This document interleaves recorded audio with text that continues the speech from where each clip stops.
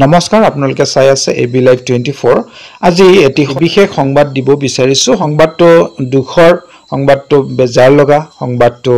খুব খং উঠা ধৰণৰ মন মানসিকতা বেয়া কৰা এটা সংবাদ যি কি নহওক তথাপিতো জনাবৰ কাৰণে সংবাদটো উপস্থাপন কৰাৰ কাৰণে প্ৰস্তুতি লৈছো বাতৰি কাকতৰ এটি পৃষ্ঠাত এটি এই খবৰটো আছে সেই খবৰটো আপোনালোকলৈ আগবঢ়ালো যদি চ্যানেলটো নতুনকৈ আহিছে তেন্তে সাবস্ক্ৰাইব এটা কৰি দিবলৈ পাহৰি নাযাব ধন্যবাদ আপোনালোকে নিশ্চয় নিউজ পেপাৰ হেডলাইনটো চাই আছে পুনৰ প্ৰাদেশিকৰণৰ পৰা বঞ্চিত কৰাৰ চক্ৰান্ত শিক্ষা বিভাগৰ অসম চৰকাৰে শিক্ষা উন্নয়নৰ বাবে বিভিন্ন আঁচনি গ্ৰহণ কৰিছে যদিও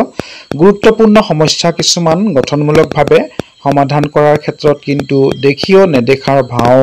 ধৰিছে ৰাজ্যৰ শিক্ষা বিভাগে বিদ্যালয় প্ৰাদেশিকৰণৰ সমস্যা ড্ৰপ শিক্ষক সমস্যা তথা বহু শিক্ষানুষ্ঠানত ছাত্ৰ ছাত্ৰী অনুসৰি শিক্ষকৰ হাৰ আদি 100 এবৰি সমস্যাৰে ভাৰাক্ৰান্ত অসমৰ সাম্প্ৰতিক শিক্ষা ব্যৱস্থা এইটো সৰ্বজনবিদিত যে বহু ধৰণৰ আন্দোলনৰ ফলস্বৰূপে প্ৰয়াত মুখ্যমন্ত্ৰী তৰুণ গগৈ চৰকাৰৰ দিনত 2011 বৰ্ষৰ পদ প্ৰাদেশিকৰণ এখন আইনৰ যোগেদি কিছু পদ প্ৰাদেশিকৃত কৰিলে যদিও বহু বিদ্যালয়ত একেলগে কৰ্মৰত কিছু তীৰ্থ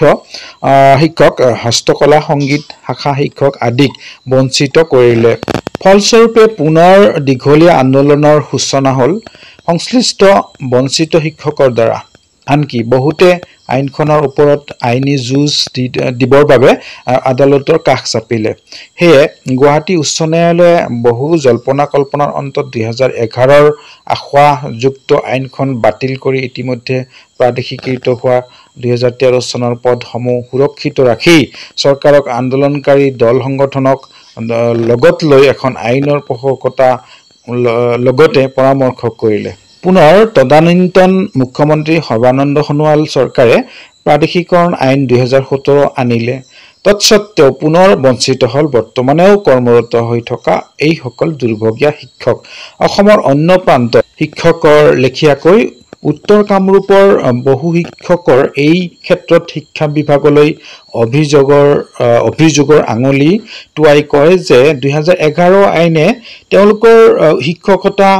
জীৱনবোৰ আইচিইউত ৰাখি পুনৰ 2017 আইনখনৰ যোগেদি ভেন্টিলেটৰত ৰখাৰ সমান্তৰালভাৱে অতি গোপনতাৰে 2022-23 শিক্ষাবৰ্ষ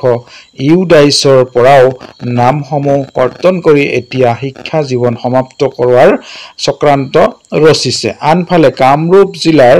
কৰবা শিক্ষাখণ্ডৰ অন্তৰ্গত বহু শিক্ষকে 2013 বৰ্ষত বাদ পৰাৰ পিছতো শিক্ষা বিভাগে দিয়া দায়িত্ব নিষ্ঠা সহকাৰে পালন কৰি বিদ্যালয়ত কৰ্মৰত হৈ সংশ্লিষ্ট ঐচ্ছিক বিষয়সমূহত নৱম দশম শ্ৰেণীৰ ছাত্ৰ ছাত্ৰীসকলক বিনা বেতনে পাঠদান কৰি থকাৰ পিছতো কি যুক্তিত ডাইছৰ পৰা নামসমূহ কৰ্তন কৰিলে ইয়াৰ বাবে জগৰীয়া কোন বুলি প্ৰশ্ন তুলিছে এই সকল লাঞ্ছিত ও প্ৰতাৰিত শিক্ষাগুৰুৱে প্ৰয়োজনত আইনৰ কাষ চপাৰ হুংকাৰ দিয়া এই সকল দুৰ্ভগীয়া শিক্ষকে উক্ত সমস্যাৰ পৰা শীঘ্ৰে সমাধান বিচৰাৰ উপৰিও 2023-24 বৰ্ষৰ শিক্ষাবৰ্ষৰ ইউডাইছৰ পৰা নামসমূহ কোনো কাৰণতে যাতে বাদ নপৰে তাৰ বাবে কৰ্তৃপক্ষক কাটৰ আহ্বান জনাইছে শ্ৰদ্ধাৰ শিক্ষাগুৰুসকল এই চৰকাৰখনৰ মহিমা বুজা অতি কঠিন এই চৰকাৰখন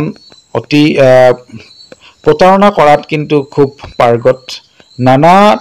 বুদ্ধি নানা ধৰণৰ কৌশল কৰি কিদৰে বাদ পেলাব পাৰে শিক্ষকসকলক কেৱল শিক্ষকেই নহয় অন্য বিভাগৰো কেৱল মাইনাছ কৰি দিয়া ধান্দাত হে আছে আউটসোৰ্সিং এটা কথা মুখ্যমন্ত্ৰীয়ে সিদিনাই কৈছিল যে আউটসোৰ্সিংৰ দ্বাৰা কাম কৰাব মানে কম পইচাত আসলতে এয়া কিন্তু এক দীৰ্ঘদিনীয়া পৰিকল্পনা এই চৰকাৰৰ এটা পৰিকল্পনা